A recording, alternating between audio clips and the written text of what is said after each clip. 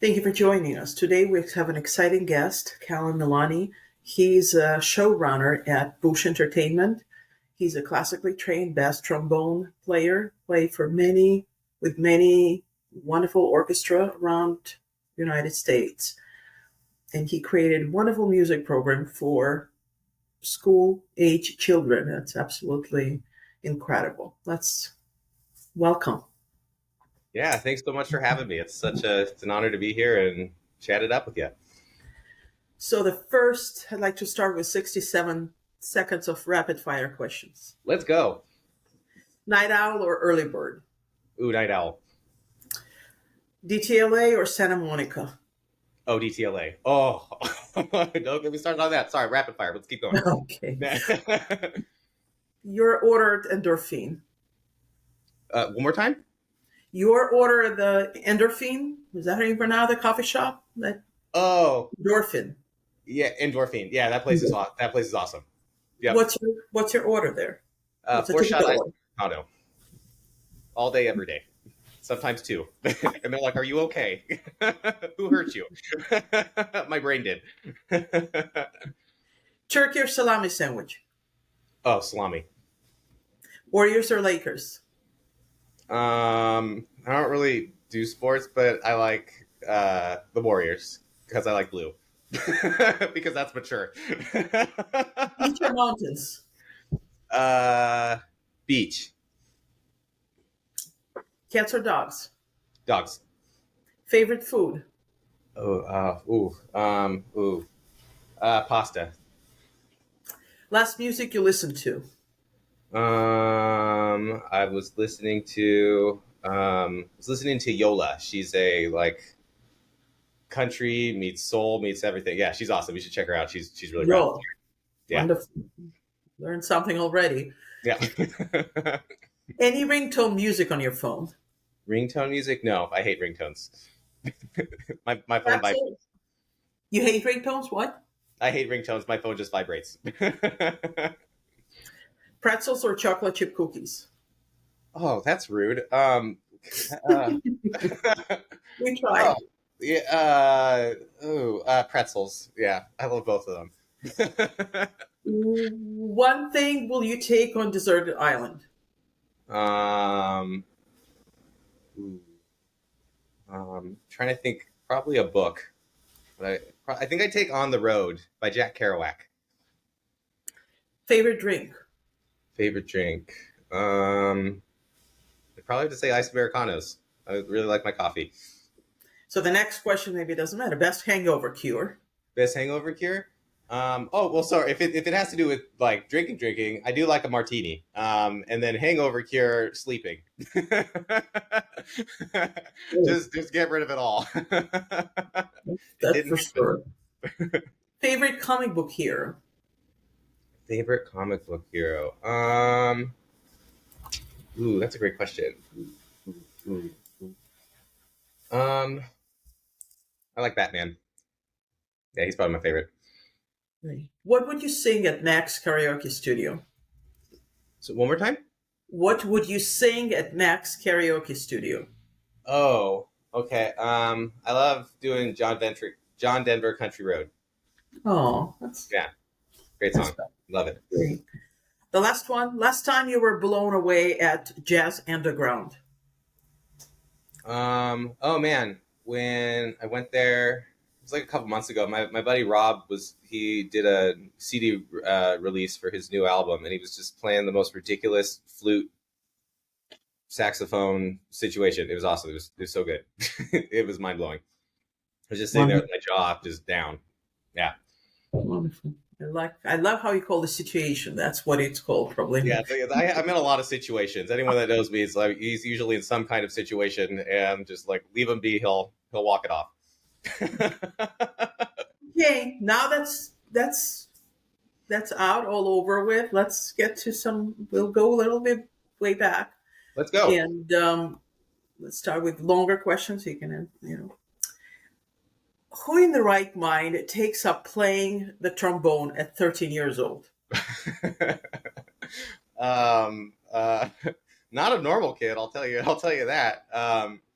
But I I was kind of a quiet kid, uh, and I was just lucky to like get paired up with a really great trombone teacher. My first trombone teacher, Don Kennelly, ended up he's still one of my best friends, and we're very close. And I would go. My mom would drop me off there every Sunday, and yeah, it was really great because this man just we'd sit side by side and we'd make sounds on our instruments and we'd just talk about meaning how meaning comes from the sound and how we produce it and how those things kind of level each of the things up side by side. And it was just a really wondrous world with just a one-on-one. And then he would invite other trombonists from like that were also studying with him. We'd all play together. We all went to high school together, and and he just created this like sense of community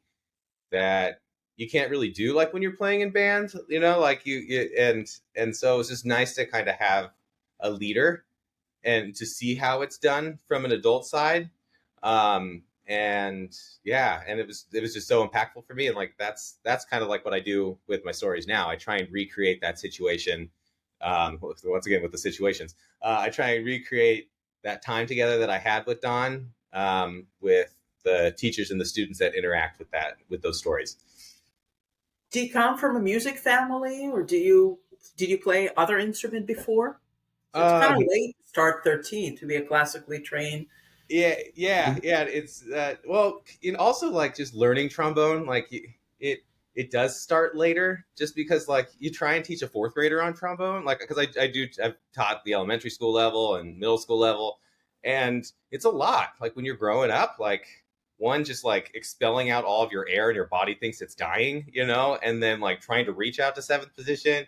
It's once again another situation, but so it kind of is the right time, just because like your body's kind of stopped growing a little, or it's in a little more of a you're you're you're a little more grown up. You're not doing as much growing, and so you're still growing. But sorry, too many semantics. But like you're in a little more of a commonplace, and you're you're longer, and your lungs are usually in the right place at that point, and so you kind of start going from there.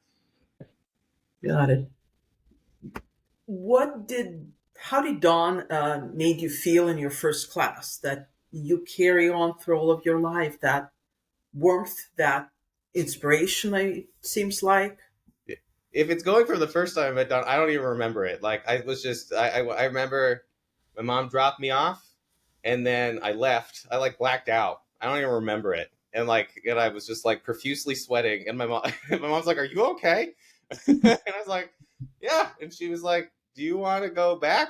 Or she's like, "Did you enjoy?" She's like, "Did you enjoy yourself?" And I was like, "I think so." And she was like, "Do you want to go back?" I'm like, "I think so." And yeah, like I think it was just so shocking and interesting to be in a world that like I think I'd always wanted to be a part of and didn't know how to get into that world, because it's kind of like the art work, especially like if you think what is it 20 years ago, like we didn't have as much access to information. You go to the library, like the internet like wasn't as much of a thing, so like it was more challenging to like amass information. So you literally had to go to a place, and so you're dealing with like a social meets a curiosity meets an intellectual like little trifecta. And so it's a lot for a kid, and it's to tell you the truth, like when I do teach, it still is a lot for a lot of those kids. And so but that's what's nice, that you still grow from that, and you need that one-on-one time with someone, um, to truly grow and to challenge who you are from an adult setting, that are also not your parents. Like you need to be able to be seen from this world you want to enter, as opposed to being seen from the family unit side, because then you begin to build this side of yourself um, that is all you, that is your identity, and you get to understand how to play with that as you begin to see yourself in all these different situations and being seen by all these different people that are equally trying to assist you to figure out who you are. Was trombone or bass trombone a conscious choice, or did you play piano or other instrument before, or No, did you listen to the music like? that's what I want to that's what I want to play. Yeah, I wasn't good at my instrument when I started. So like playing bass trombone, like that's like it's like the last trombone. So it's just like, oh, he's not very good, so you give him that one. And and I just liked it. I liked the low notes. And I was and so like I took to it pretty well. So I guess that's what was kind of nice is that like 'cause it was like, oh, it fits. It's like kind of finding your voice in a way, you know? So it was nice to kind of oh, I think I'm interested in this, and to allow yourself to like, I think I'm interested in this, and like not sure if you're interested in it or not, and then having that opportunity to kind of spend time with Dawn, and like, and that my parents would drive me there every week because that's also a big, you know, it's a big thing. I had two sisters above me too, and like, it's you got a whole that's it's a whole taxi kerfuffle. So I'm very grateful for my parents for one compensating that and then facilitating it. So it's a lot. Yeah, interesting. You mentioned the trifecta. You said social, curiosity, right, and intellectual. Is there a percentage to that? Is there all equal percentage that goes into to be who you are today? You think? I think like I I'd like to say that there's like a third, and a third, but like at a certain point, like you have to balance them out. You know, like it's every situation. Like you're trying to manage your head, your heart, and your gut. And like a lot of times we kind of forget about our intuition and like in our ability to do that. So sometimes you kind of got to like bump it up a notch. So you got to have some like wiggle room. So to make sure that like you're not being too analytical about something like, well, that's ridiculous. Because if I said that's ridiculous to everything I ended up doing, which a lot of people are like, why are you doing this? And I'm like, be quiet, like, mind your business. I got to do this. So there is a certain level of intuition that you just kind of, and flexibility and love and trust that like what's going on inside of you is the right way to go and put on the Tell me, brakes. like, tell me, like, I hear that massages are important, and also in the breathing. Can you walk me through why is that important? And I understand for the well being, but it seems like I hear that it's like professional need almost like a Yeah. professional football player, professional Yeah, athletes. yeah, totally. I'm not like going to get massages where they're like doing patty cake on your back, like putting like cucumbers on your eyeballs and whatnot, which I'm sure that's relaxing. Yeah, yeah, it's just it, like I really started doing it when I worked at Disneyland. I played in the Disneyland band Wow.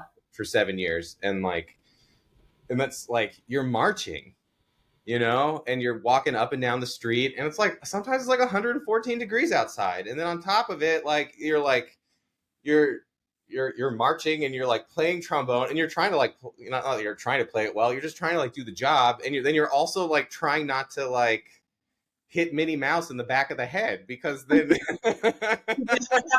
it's been close. Minnie Mouse and me, we've always had a vendetta for one another. She was always in front of the line, and just it's like marching. It means going forward, not going backwards. But that's a whole different podcast. And it's just and even like when I was doing more when I do orchestral stuff or studio stuff, like it's a high pressure job because essentially what you're doing is you have this music on the stand, and you're not only playing it, you're creating a point of view from the sound, not just from your individual part and not in your actual section, but as the whole orchestra or brass section or whatever kind of configuration it's going to be. And so because you're adding this portion of the theater that you can't really see yet, and so you have to really make sure that you're being efficient in what you're doing, and within that efficiency, whether you're at Disneyland or doing recording or playing an orchestra or just drawing, like you're doing a lot of repetitive motions, and you're doing a lot to your body, and it's trying to be as efficient as possible as you're doing repetitive motions, and so you have to then go and do the things that you can't stretch out by yourself. I don't really ever sit on the couch. That's I'm always on the floor with the foam roller, with a crossball or something, just because like it's you just get tight, you know. And so like having then going in and having someone that just kind of like knows how to get you back so you can have a long career, because that's what a lot of people that's a lot of people kind of forget, is that like it's not your body is equally part of the instrument as Mm. well, and taking care of that is so important to making sure you can uh, show up, because it's a lot of the life is about showing up, you know.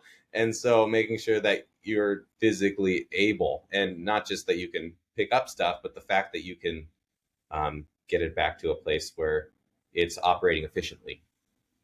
Is breathing or lung work part of training, like classical training, when Oh when you're yeah, in full yeah, northwest? yeah, yeah. It Okay, totally is. Like you're, because you're, you know, like it's very important. yeah, it's you're trying to make sure that you have, because the air is your fuel, and then like the lips are your vocal cords. So you're trying to make sure that you can, one, tell a story through sound, and you need to make sure you have enough fuel in order to do it in a way that like is aesthetically pleasing, and not only for you but also for the audience as well, or the people you're playing with, because when you're sitting there you're meant to be moving the people around you, and then moving the people that are listening in a different way. That's kind of where the phenomenology side kind of comes in. It's not really about the artist performing, it's about the people that are there listening, taking it in. So making sure you understand how your physiology operates, like where your lungs sit, how your lungs oxygenate, and how you really pull in air and let out air without having any form of tension, um, allows you to truly be expressive and thoughtful, and um, really bringing forth the intention so people can hear the intention and can listen for it. You mentioned lips, you're being a vocal cord, and I know the opera singers or classical or any jazz singer will have exercise on the vocal cord. Mm-hmm. I don't know what it's called, but they Yeah, yeah, practice and vowels or something like that. yeah. Mm-hmm. Is there lip exercises in your case that you like Oh, stretch or yeah, something? yeah. Like I have like a warm up routine, and then you just kind of got to keep up like the technique side by just playing etudes. So lyrical etudes and technical etudes. So one, you can make a melody, and two, you can have the faculties and the facility with which to express something that makes people listen, both on the lyrical and technical side. So yeah, so my warm ups generally have that, and then like depending on also what you're doing, like having stuff that like would fit to do a fully memorized show at Disneyland, you know, or to like, or it's mostly based off of the job, you know, or just like practicing, doing a bunch of like interval trainings that like allow you to hear the different types of steps, skips, and leaps. So when you're reading something, you hear how that interval relates to the other one. So it comes out in an efficient way. So when you see it, you hear it, and you can play it. Very interesting. If not a trombone player, is it a career you could see yourself Like, doing? I guess what I'm doing now has been kind of exactly that. You can kind of do it all, which is nice. So it's been nice learning, adding a illustration and uh, visual storytelling, and curriculum design, and like project management. Like I didn't know, like the whole business side is so fascinating, because learning how to like, or it's learning how to balance an idea and business is so important, or it's just an idea. And it's so, and especially now there's just so much out there. It's just everyone has ideas, and like look at what we do with most of our ideas, we just kind of let it, you know, rush right past us. So being able to, one, take that idea and give it legs, um, and an audience is also so important. So I guess that's what's been kind of cool. Like I've been able, thinking on how to do that. Just because I've played with like a lot of really interesting people like Beyonce and John Williams and Danny Elfman, um, and like it's inspiring seeing how all that infrastructure works to make a Beyonce, you know, and like and so it's just like why and that's what was interesting kind of from the performance side. It's just like it's not that it's not creative, you're just not creating stuff when you're playing for someone else. So it was nice. It was a nice divergence. That's what the pandemic kind of gave me, an opportunity to kind of take some of these ideas and flesh them out in a way that allowed me to be creative in a way that was an extension of my playing.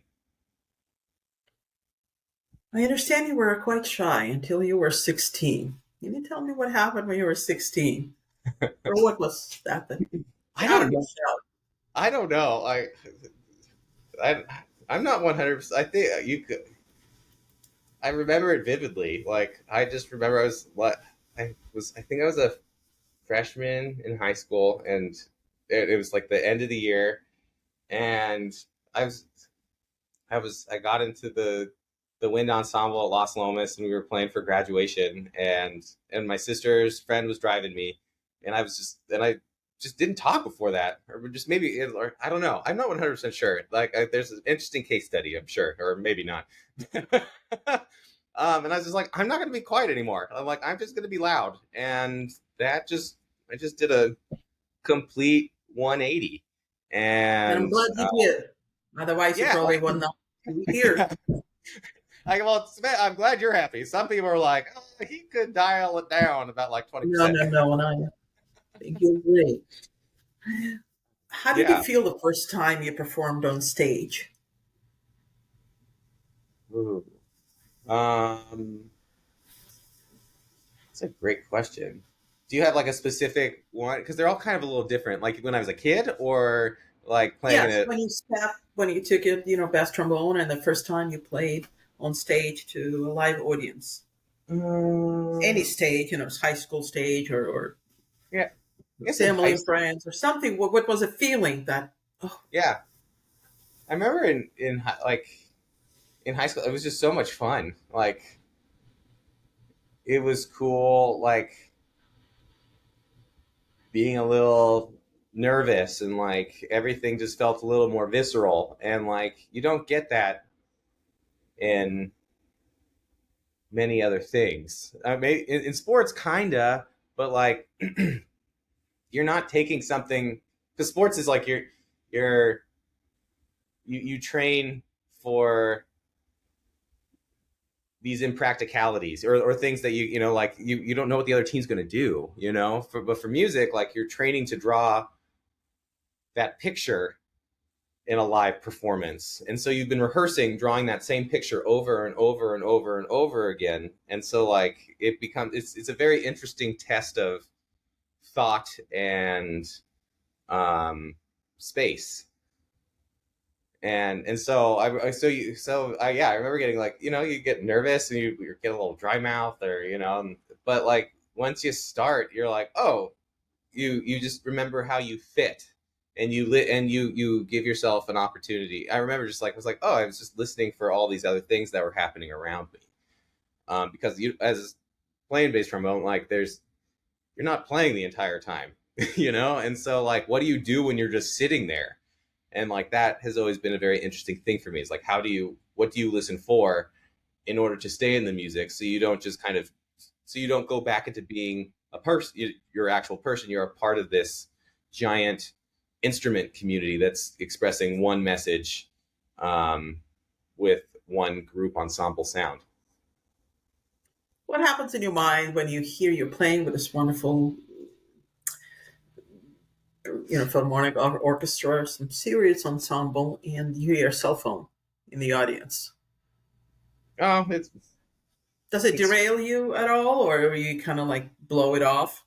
yeah, it's fine. We all forget things are on. It doesn't. It won't derail me. I don't get upset about it. I've seen a lot of people get upset about it. My favorite time I That's not saw. about when I hear when I'm in the concert. I get upset. I'm like, turn off the Yeah, phone. Not upset, but like turn off the phone. You're here. Like. They tell you you to turn off the phone for a yeah, no, reason. it is annoying because it's just like what were you doing in that moment where It's a respect to musicians and yeah, whatever that you're. every But audience is so different. So you're just you hope that like and they that an audience like finds some type of I don't know if respect's the right word, but just like or sanctity or what have you. Just like when you go to a concert, like you're going to like leave your normal world. So like all of these things that can take you back into your world, you should like figure out how to mute it and like because that's what the musicians are doing too. Like if they're not just like somebody that just shoves a chunk of metal into their face, even though part of it is that they are taking their whole life and putting it in a separate into a separate little box so they can then figure out how to or so they can do what they need to do, which is perform. You have to have that singularity, and so like that's what I think is challenging for an audience that does leave their cell phone on. It's just the fact that they don't have that in their life. They don't have those moments where they are fully focused on something, and so that's where my mind kind of goes. Not in a performance because then I would be having my Socrates moment when I'm supposed to be playing something. um, I know you give it all during your performance, and I can understand that you can't just go to bed. You know, it's over. You're going home or the hotel. You're going to bed. How do you get down from this high of performance? Would where would musicians go? You go for dinner, you go for a drink, or you just you know every taking music it every musician's a little bit different, for it's you? yeah, but for me, let me think. I just I kind of because I'm a night owl, and so that's kind of why I like I can do all sorts. Like it's nice. So you can go to a bar. There's so many like that's what's nice about like living in a big city or a bigger city is that like there's just all these things that are open. So there's just a and I like there's just so much to explore at night. There's so many little hole in the walls. There's so many like little places to like go check out. So it's and there's not a lot of traffic at that time too. So that's also kind of nice. So it's easier to kind of get around. Um, so I do love going downtown LA. Like there's some really nice bars that I like. There's some really nice restaurants that I love going to. Um, and yeah, but sometimes I just go home and I'll watch some. I'll read a book, play some Switch, so it's kind of yeah. It kind of just depends on what you have going on the next day. Because some days like you're playing a show Yeah. one night and then you got two more shows the next day and you're like, oh, okay, I'm up.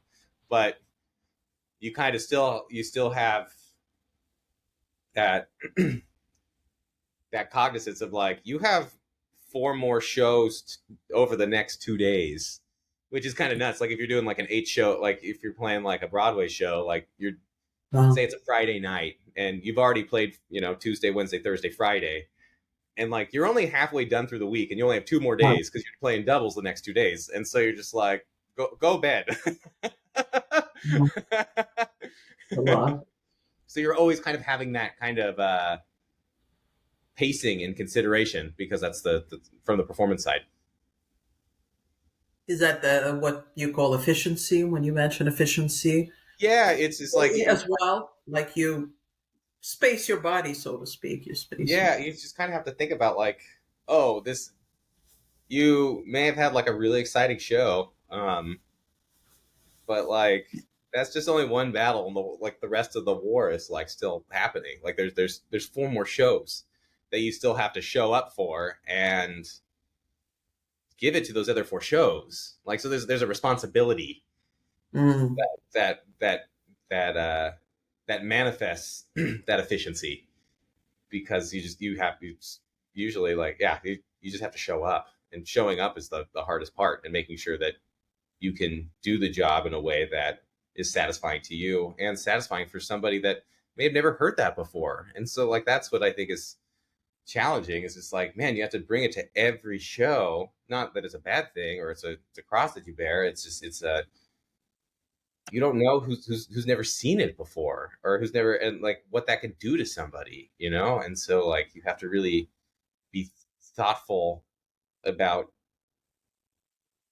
what people are experiencing, and that's why, because that's why they go to live entertainment. That's why, you know, that's the only reason I have a job, you know, like, is how do you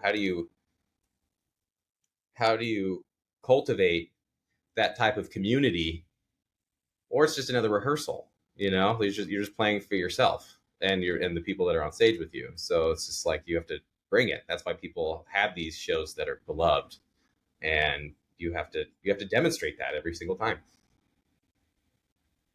One famous musician said that I hear music all the time. Do you? Do I hear music all the time? You mean, am I listening to I it all the mean, time? he's a famous violin player and Huh, violinist and conductor. So he huh. hears music. There's music in his ear all the time, in his Hmm. mind, in his ear. So yeah, I'm not a composer per se, and I'm not like, so that, like, that's a different kind of, I guess, music in your ear. But yeah, there's always something bebopping around there. that's causing a ruckus. There's always a lot of things going on in there.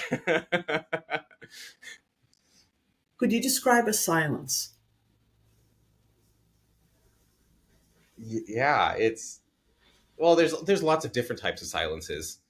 There's a peaceful silence where you're at peace. There's one that has all this energy because something's about to start. There is a silence that stop sound that becomes a surprise. Um, so it's equally as powerful as sound is. It's just it's dependent on where it's placed. And I guess this would be a great time to, like, in my story Sound and Silence. It's kind of, I'm bringing two things together. Like, you're asking me, like, why, how did I become a loud kid? That's what this story is about. It's like me coming to grips with, like, the quiet side and the loud side of myself. And like, when you hit your, 30s, and you have a certain level of uh of time under your belt, you start to, like, stop being so hyped up, or or so energetic about, like, what's going on. And so it was, this story became a really interesting opportunity to understand myself, because a lot of, like, I was working with this wonderful author illustrator named Marla Frazzi. She wrote like Seven Silly Eaters, and she's anywho, all wonderful books. She's got three Caldecots, like silver seals on those children's books. And she's been so helpful for me as I've been, like, creating stuff. She's like, where did this, she's like, you've been working on this for a while. And she was like, where did this come from? And I was like, it's been like a really interesting study of myself, and trying to understand where I am now based off of these kind of two halves of my life. And and and I think it's a thing that all people kind of come to grips with, is that, you grow up with your family, and then come 18, or what have you, you leave your family, and then you go out into this mythical world, into this whole world, and you have a giant adventure. And then in the end, like, you have this new life that you've made, but you still have this familiar and part of where you grew up. And then you have to, like, kind of take a look at the spread of everything, like, what is actually me, what is actually my identity. And so that's kind of what that story kind of, um, I guess, not only, or kept me working on it, and then two, I thought would be helpful for an audience that would read it, to then understand, how do these sounds, or what are they, how can we appreciate them, how can we hear them, how do we know what is a high sound, what is a low sound, it's pitch, what is the vocabulary for that word, and so then you can take the sounds that you hear and love or enjoy, whether it's, high, low, fast or slow, loud, soft, long or short, and to be able to identify that and have language to describe that. So then you can create community around that. You can learn how to perform it. You can talk about it. Um, you can, you can have whatever type of relationship you want to have with it, because it gives you the agency, by watching how these two characters learn how to accept themselves, and to accept each other, and hold space together.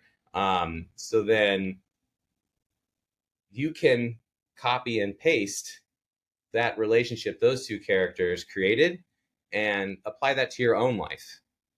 That's what I think I think storytelling really does. And like that's why like I focused on like having illustrated characters or like creatures, is because like I don't want people to identify with a man or a woman or a race or what have you. I want you to look at these characters and look at the change they go through, so you can then take that change and apply that to your life, because that's what we're looking for. That's what gives our lives, I assume, meaning, is the change we go through. And so I think having these characters from Sound and Silence, the show I just did, Melody and Harmony, and the show that's kind of coming out this next year, Beat and Groove, really help demonstrate. It's like, what types of changes can we find in our lives, whether it's a rivalry or whether it's an individual that doesn't look like me, or it's somebody that doesn't act like me, and be able to like ask the questions or witness or observe what they do, and how can you best complement that or supplement that or do what or do with it what you may. That the agency behind it is what, and your identity and your personality is what allows you to complement that. Sorry, that was a long answer for. No, no, no, that's great. It gives me a great understanding and what, but I have a few more questions before we start actually to Bush. I know you Yeah. play with many wonderful orchestra and ensembles. What was the experience that influenced you the most? Um,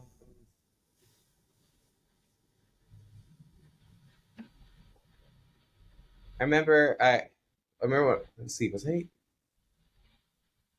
It was really great. I got to play with San Francisco Opera. I got called like I think the night before, maybe it was the night before, to Oh, play like two operas because another one of my teachers got sick, mm, and so I filled in on Tosca and La Boheme, oh, and it was awesome. And I just got to sit next to Don, wow.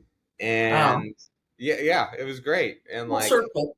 yeah, and it was awesome. And it was, once again, it was just like being in that living room, but in a professional setting where like a lot of things were going on, and like I didn't get a rehearsal.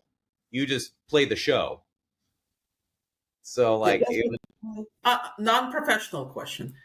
yeah, Were you did you know? I mean, aside from rehearsal, you need to know the piece. Even if you, I mean, know, well, technically, if you know the piece, you need to practice for so long to be able to you just don't go and play, right? It's not maybe well, even some jazz musicians, they practice before they improvise, quote unquote. It's classically trained.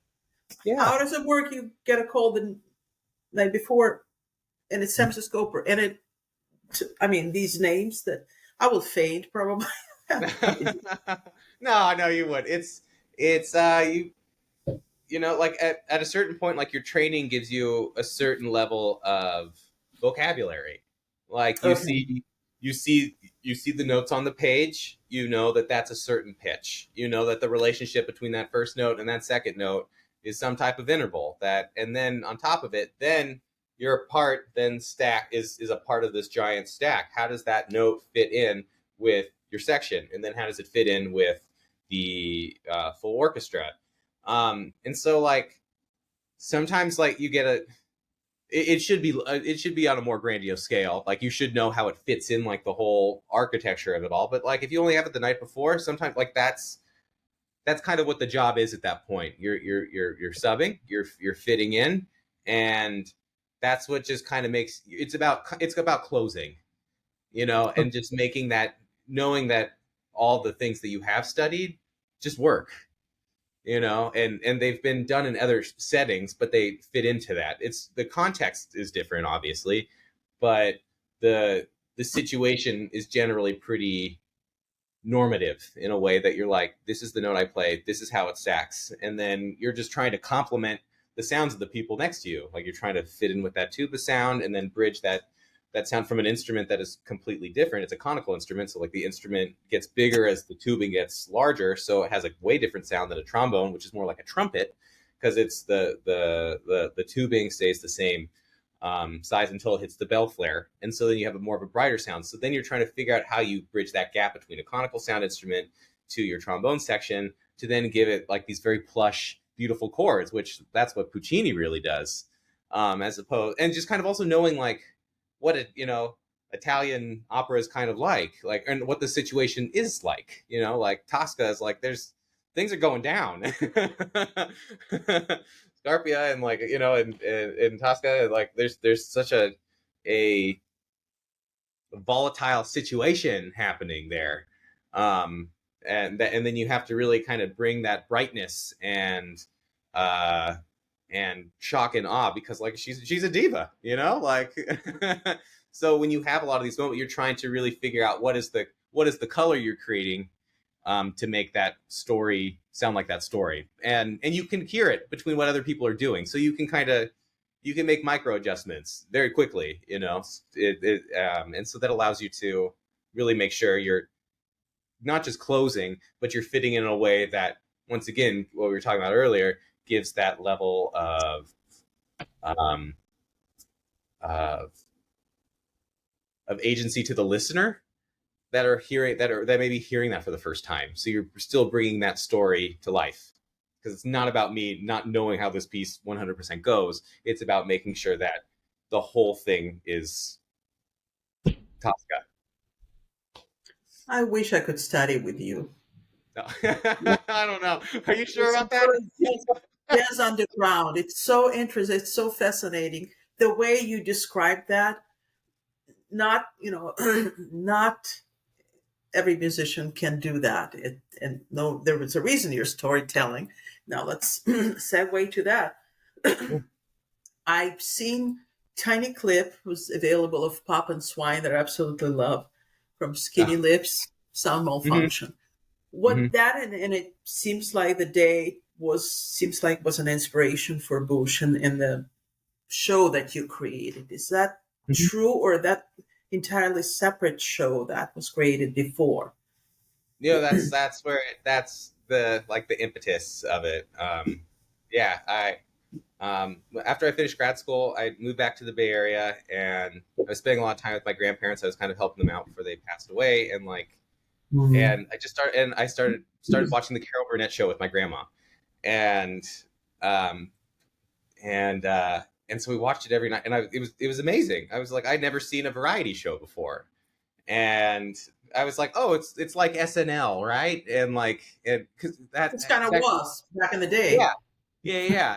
And it was funny because my grandma was mentioning it, and I was like, I don't know what you're talking about. And then that year, Carol Burnett got the Mark Twain Award for comedy, and then they released all the DVDs out, and so I picked them up, and I just saw them at the Costco, and I was like, oh my god, this is awesome. And so I picked them up, and we watched it. I think it was 6 p.m. and I was like, Grandma, the Carol Burnett show's on. I was like, I don't know if that's when it came on originally, but and she was like, oh, of course. And so we put it on, and then we watched till 3 a.m.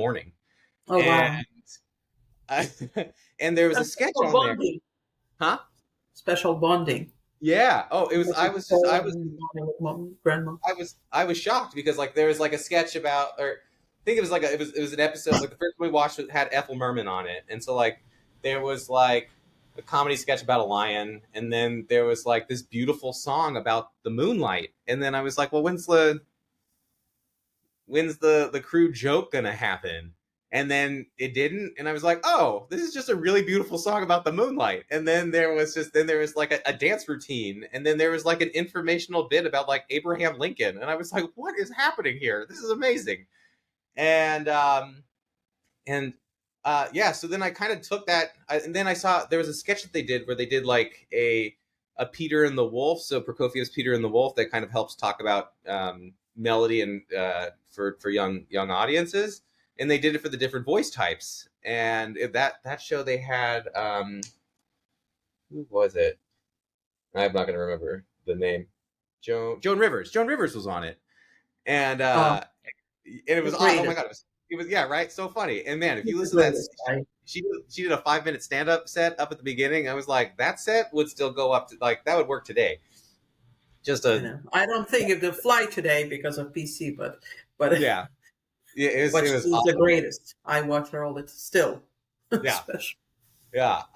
And so like I was like, that would be I'm like, that's kind of cool. And so like I had some buddies that had graduated with me from Northwestern that were all in California. So I was like, we should put together a Oh, variety show right. and tour around California. And they're like, you're insane. What and like what is a variety show? It was like, we're just gonna make things up and put it together. And so where Pup and Swine kind of came in, I was like, it is gonna be kind of weird seeing like four trombones on a stage.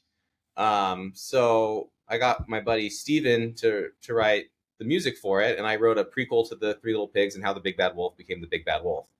And then from there, um, I got it adapted to. We did a whole solo with an orchestra, and we did a bunch of kids concerts with it. And I was like, okay, well, this is a 15-minute piece, and it's not really enough to program for anything else. So I was like, well, why don't I make some other shows that kind of complement that? So if that one's kind of focusing on melody, maybe there should be one about like all the different types of articulate, like, all the different types of sounds and silences. And so then that sound and silence came in.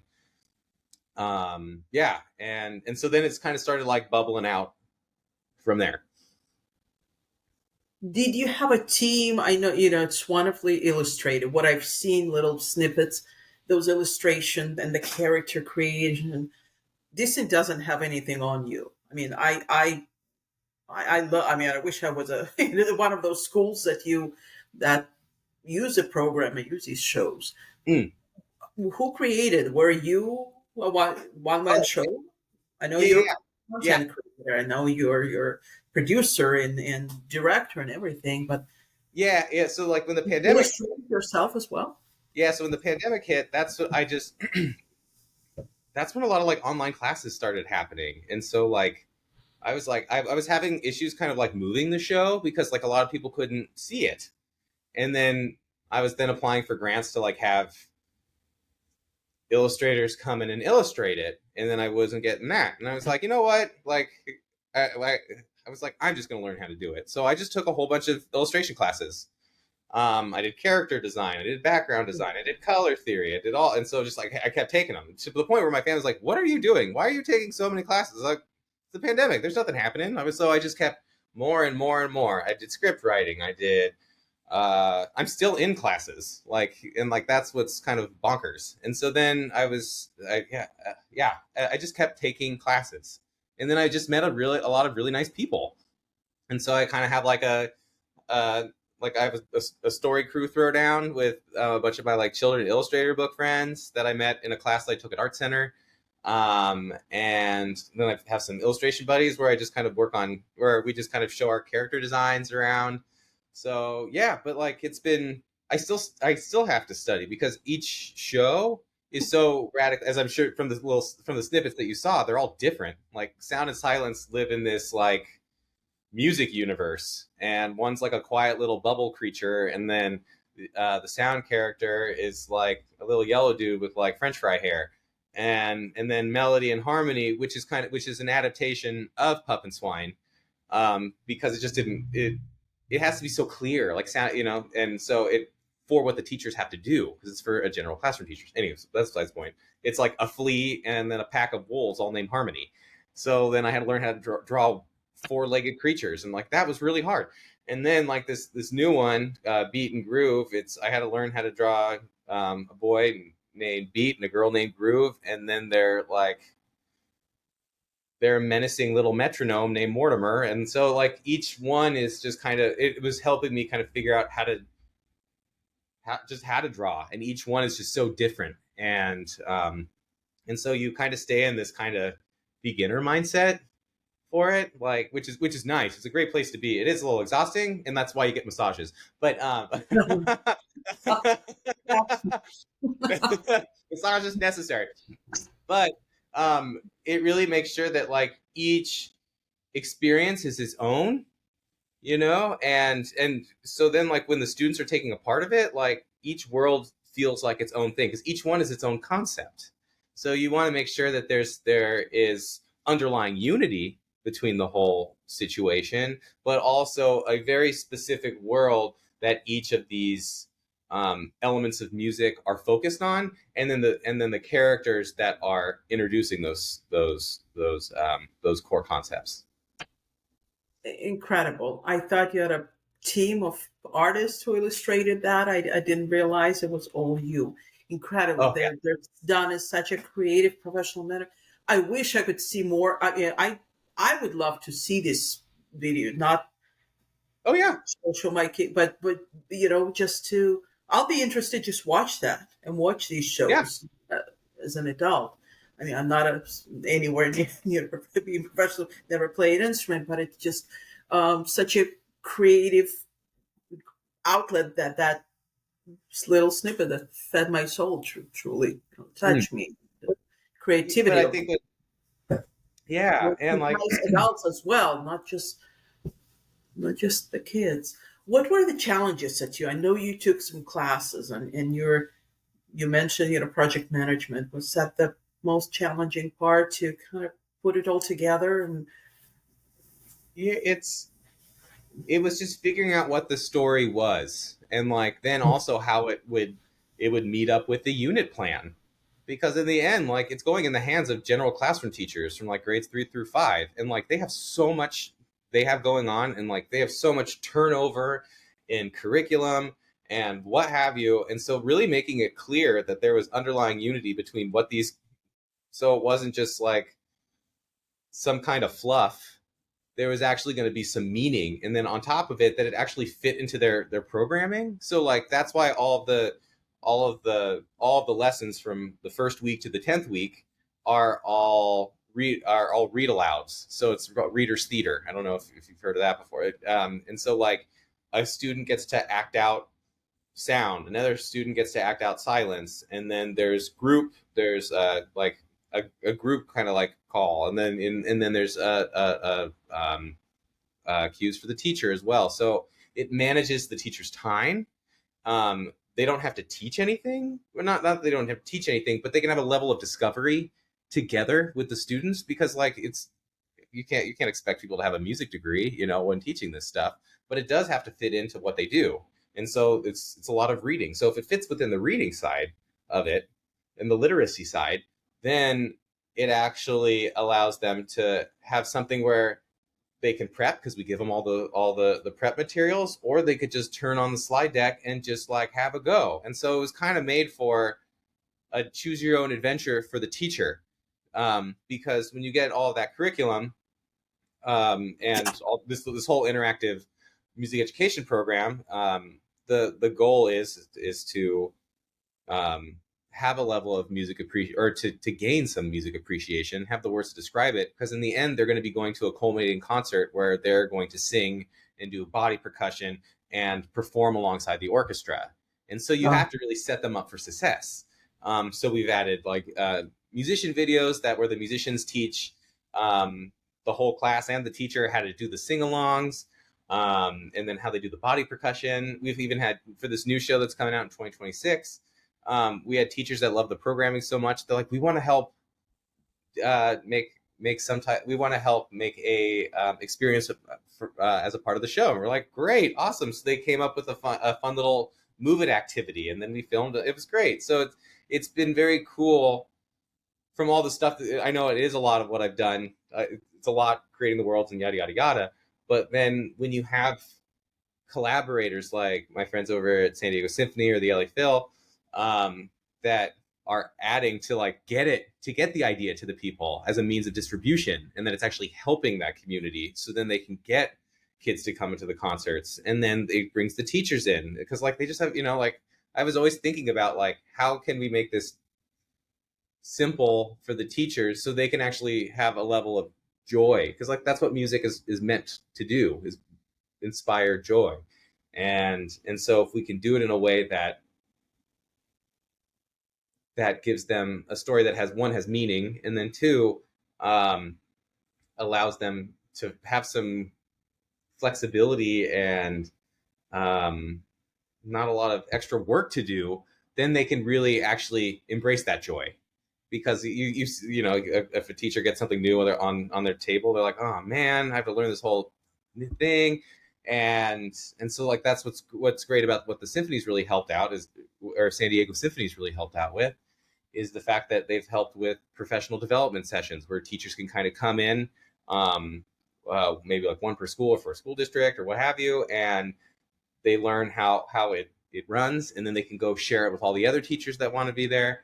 And so it has a really kind of fascinating ecosystem where you have kind of these wonderful educators that really want to sneeze out this fun program that allows them to get to go to the symphony. Like, it's really cool. Like, they get to go to they get to go to the Walt Disney Concert Hall, or they get to go to um, the Copley Center, or the Shell, the San Diego Symphony's like outdoor venue. Yeah, and yeah. and it's been great because each year, like, the orchestra has like doubled their number for San Diego. They doubled their number in subscriptions for so yeah, which is great, and we're just happy that, like, it's successful, the teachers like it, and it inspires a joy of music, because, like, that, once again, like, going back to your cell phone question, like, that's how you bring that thoughtfulness in there. If you understand what it takes to make music, or what you're listening for, you would turn your phone off. You'd be like, oh, I'm coming here to listen for this, and I don't want any distractions because I'm here for this. And they would remember. Or I'd hope they remember. I don't know. We'll find out. Sure. For sure. What is your vision of the show? uh, Just for the future, I guess, of the show. that's what's been great, is that we just finished our first rotation of all three shows. Um, so the third one's coming out, and so now we're getting ready to kind of do it again. And, like, how can we now bring some level of underlying unity? Not that there wasn't underlying unity before, but how can we take what we've learned from each of these subsequent shows and really make sure that it's a product that is um, that has some uniformity to it, that the things that we learn can now be applied, and it's just consistent. So teachers have the same level of consistency in the musician videos, in the programming, in the core concepts, how they're applied. Because, like, it's not like, I think of Sesame Street all the time. They are so smart, because, like, they have to take something that that we don't really apply words to, like love or feeling, or and really simplify it down into something that a child can understand. So you really have to think of, like, how that level of communication. And so that's what has been so fascinating, is how do we describe these things that we hear in a simplified way, that a teacher that has no musical knowledge can be like, I get that. And I can, and because, like, they have to perform it. They have to deliver it. Like, those teachers have to be like, this is how it goes, and, like, without them having to, like, I don't know if I think about that. Because, like, they're equally as performative as a musician. Like, they're performing all the things, because, like, then their students have to perform that on a test, or they have to demonstrate that. And so, like, we're figuring out what this chain of command is, in how music literacy is demonstrated from from concept to application. Do you see? You're so eloquent. You're an incredible storyteller, and you're a classically trained musician. I just thought when I listened to you, I was thinking about the Bernstein's youth music concerts, and, like, that will be great. I would love to take my kid or grandkids now to see that show, to Yeah. see you or your musicians in a visual line. That incredible to see.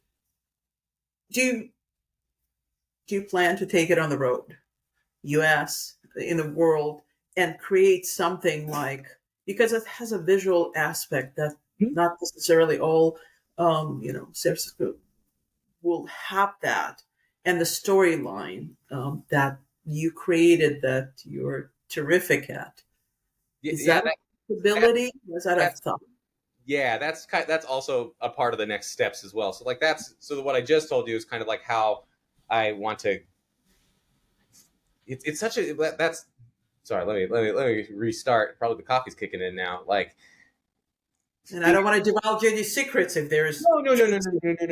no. I'm very curious. It's incredible, incredible What's been show. nice working with my friends over in San Diego is that it's been a wonderful opportunity to kind of, like, demonstrate proof of concept, and then making sure that for the second time around, as they come around, how do we have a level of uniformity? So then, taking it on the road, you can then pitch this to other orchestras. You can pitch this to I can make kids books. And that's kind of what I'm working now. That's why I'm doing a project management course. Or I'm working through that. It's like, how do I do this in a clear way that allows it to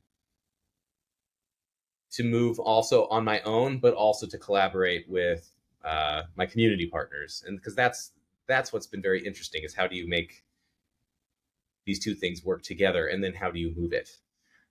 So that's what's been fun. Like I've been writing shows for the LA Phil, and those are more like Bernstein concerts, like the young people's concerts, and it's great because I get to work with my former music history teacher from Colburn, where I did my undergrad.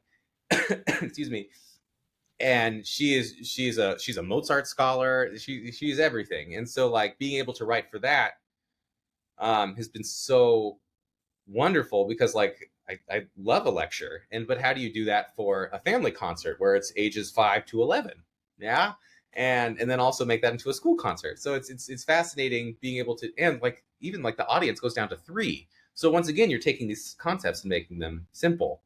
So now what's been fascinating, or I've been very fortunate, is to start collaborating with more groups and see kind of how the different infrastructures work, you know, from what my role is in that collaboration, so I can apply that to sound and silence, to melody and harmony, to beat and groove, to then give it a larger life that lives outside of just the single institutions that I've been working with right now. So, but you need a lot of proof, especially for like classical music. It's what's challenging about classical music is that it's been around for a long time, and what classical music really um, what really makes it work is their depth of knowledge of these composers and how it works. And so you have to respect how the institution operates while bringing something new. So there's a level of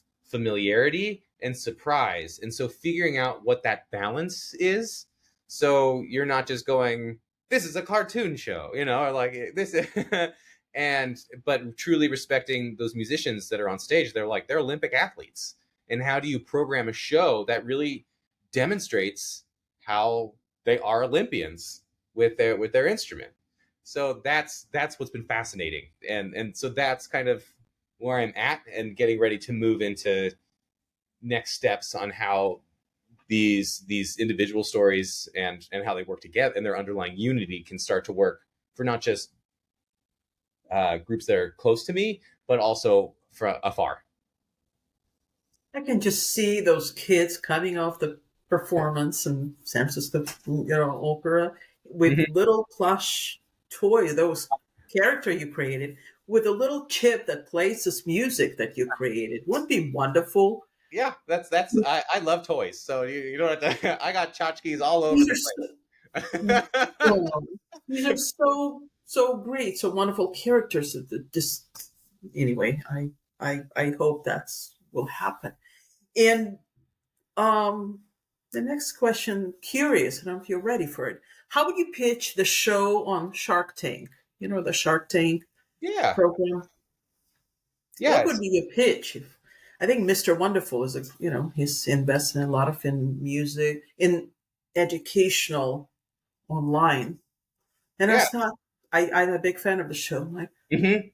perhaps that could be scaled so not to take away from, to preserve the sanctity of the creativity and the Hmm. idea, and elevate it to be able to enjoy to so many other people, kids, adults as well. Yeah, it's really kind of just saying what it is, and it's a trilogy of an interactive elementary school music program geared for grades 3 through 5.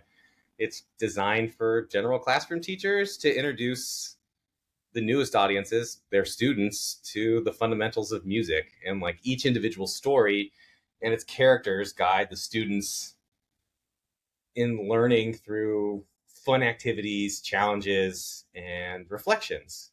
And so the rotation goes like this. There's sound and silence. And it's about a rookie musician and a quiet bubble kid that turn a silent planet upside down. It's kind of like SpongeBob meets Schoolhouse Rock, and it answers the question, what is music? And it's kind of like if SpongeBob and Patrick made a Schoolhouse Rock musical that flooded Bikini Bottom in like a cacophony of music, you know?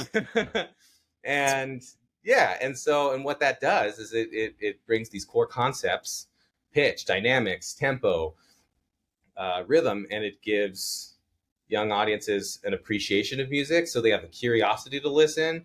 So that can move into um, developing music literacy. So you can actually have the words to describe what you hear. So then you can create some type of community, whether it's talking about what what you liked in that music and or being able to perform that music. And so when you have that, you can share a joy of music not only with yourself, which is a great part of music, but you can also share it with a community.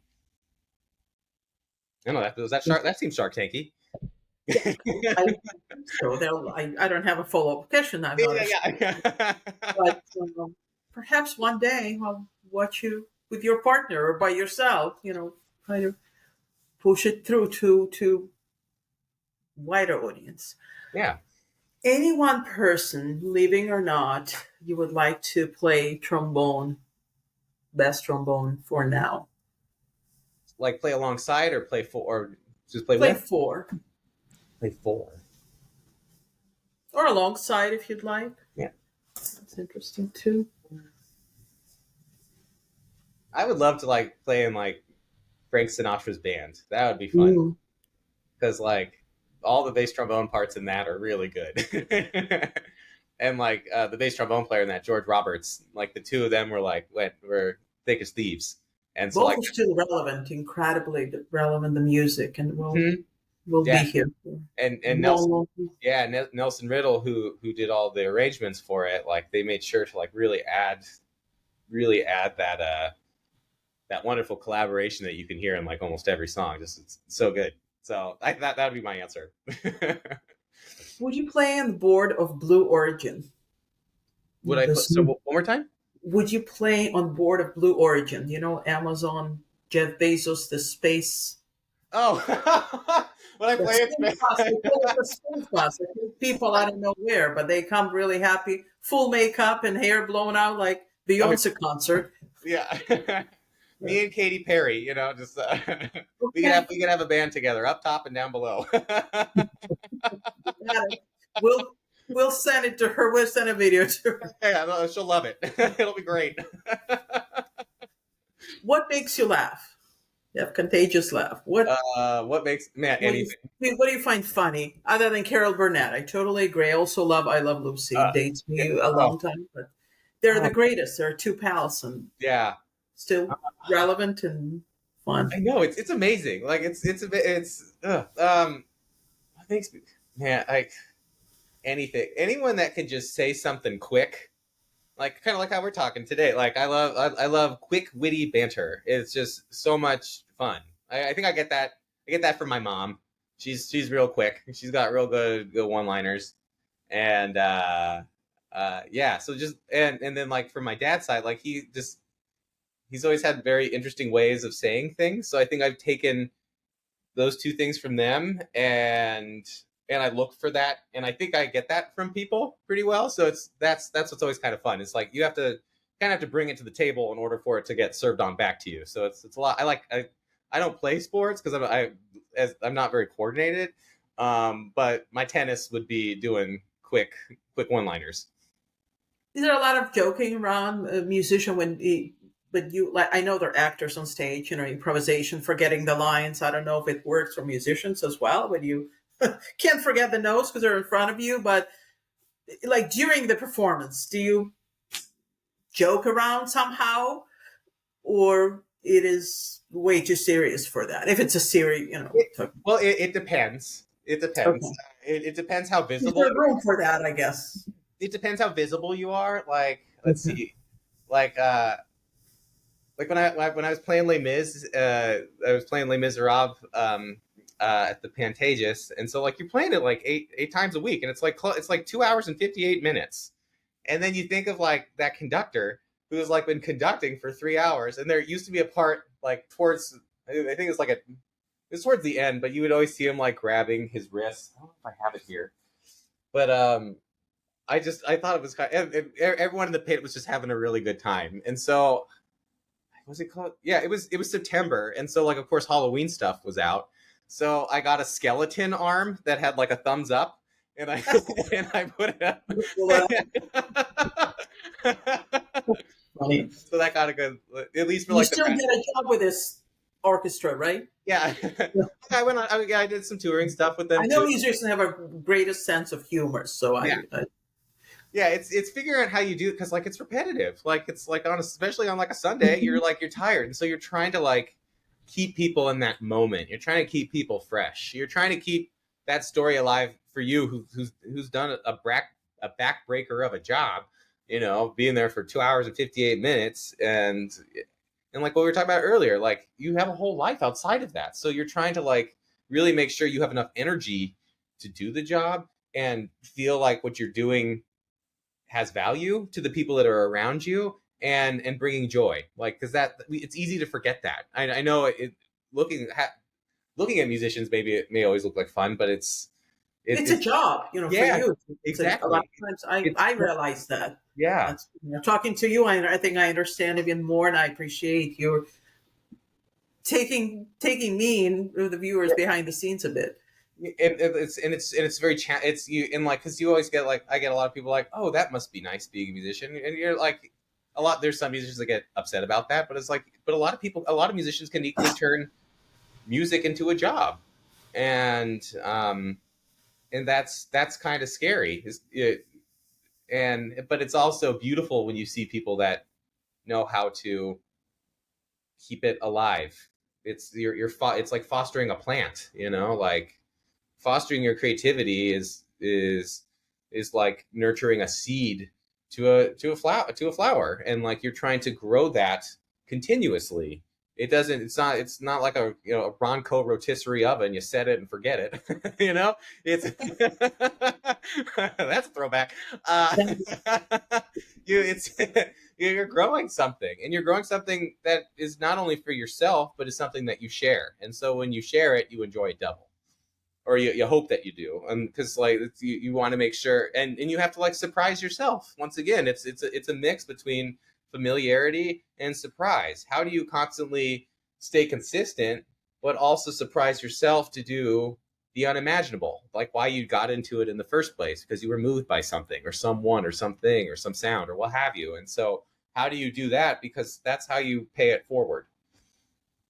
Talking about paying forward, perfect segue to the next question. Mm. What's your best advice for young musician who wants to pursue a career in music? The best advice: get find a mentor. Find someone that you can spend time with and ask them the questions that allow you to be vulnerable and bold, because you want to be able, because like why I choose that instead of a teacher is like teachers, you kind of have a wall, you have a boundary with a teacher. A mentor really will equally open up and share that vulnerability bubble with you. And so like that's what you're looking for, because you're trying to express emotion through sound and potentially do that at the highest level possible. So you want someone that, one, has a high level of knowledge, but also a high level of empathy to be able to share what you actually feel and what you go through as you are pursuing, as you are because you start, when you start, like here's one thing that I think is so interesting. It's like when you start, you are not good. You are just not good. That's what I learned from like doing the art side of things, is that like I had such a level of displacement from beginning, even though it's like I teach fourth graders all the time, but it's so different from when you have to learn something new and you are just awful. and you're like, and it's mind boggling. It hurts, and it's you want to tear out the rest of the hair that you do have on your head, and and with that being said, like it's so like having a mentor where you can voice how you feel, and then also voice like how do you do that, and so where you have a lot of procedural knowledge, factual knowledge, and what is it, questions where you ask why, like why do you do this? I can't remember what type of question that is, but especially procedural, like how do you do this, like what, and what are the steps to get there? Not just like, oh, you listen to it or you do it. No, it's just like you do this first, you do this, because like that's how you have to be able to scale it. Yeah, and but you can only ask how if you know what you're trying to do or what you're trying to express. And then you have to ask yourself, do I actually care about this? Why do I want to do this? Why does this deserve to why? Why does this deserve to exist? Not just because you have it in your hand, like an instrument in your hand or a pencil in your hand, like or you're not going to like it across time. It won't band with you. So being able to have that level of openness and industriousness, and then the flexibility, love, and trust to like talk it out in a way where you're not going to say the right things when you first start, but you will get the language the more you talk about it across time. Time will be your ally with a mentor. Why do you do that, Callan? What inspires you? Um, I do it like because like music has been like my best friend. Like I put like a song in my ears, and like it transports me to a time that I've lived, or it takes me to a place I've never been before. It allows me to meet a person who has gone through something that I have not experienced, but I can soon empathize with because they've done it in a way that allows me to truly feel it, right? Because like you're feeling it not only through their vibrations but also through their lyrics, or through and how they put that all together.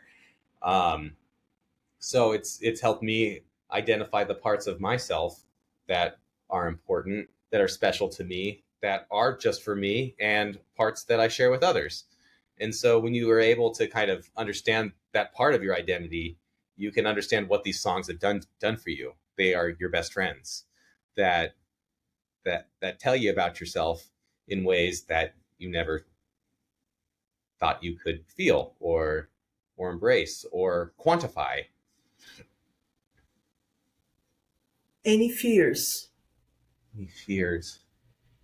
Well, yeah. Well, there's a, uh, hmm.